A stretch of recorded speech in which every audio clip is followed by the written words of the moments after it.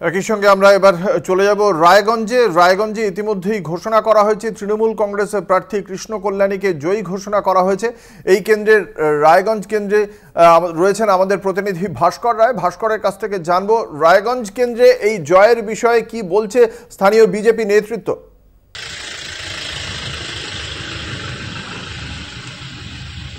দেখো অঙ্কুর দা, সকাল থেকে আমরা তুলে ধরেছিলাম যে প্রথম থেকে যে তৃণমূল এগিয়েছিল প্রায় অল্প অল্প করে এগোতে এখন 10ম রাউন্ড শেষ হয়ে গেছে। সেক্ষেত্রে সেখানে এসে দেখা যাচ্ছে 49,636 ভোটে এগিয়ে মানে জয়ী হয়েছে তৃণমূল প্রার্থী কৃষ্ণ কল্যাণী।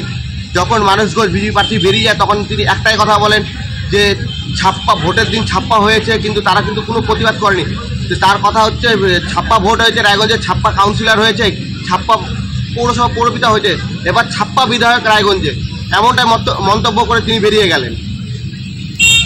তৃণমূল কংগ্রেসের কি বক্তব্য? কোন ম্যাজিকে 46 থেকে 49,000-এর একটা লিড, মানে প্রায় 1 লাখ ভোট প্রায় কভার করা হচ্ছে তৃণমূল কংগ্রেসের পক্ষ থেকে। 46,000 লিড ছিল এই কেন্দ্রে বিজেপির, সেই 46,000 কভার করে পার করে তারপরে আবার 49,000 লিড নিয়েছে, যেখানে রায়গঞ্জে ভোট পড়েছিল প্রায় 72%। কিভাবে সম্ভব হলো? তৃণমূল কংগ্রেসের দাবি কি?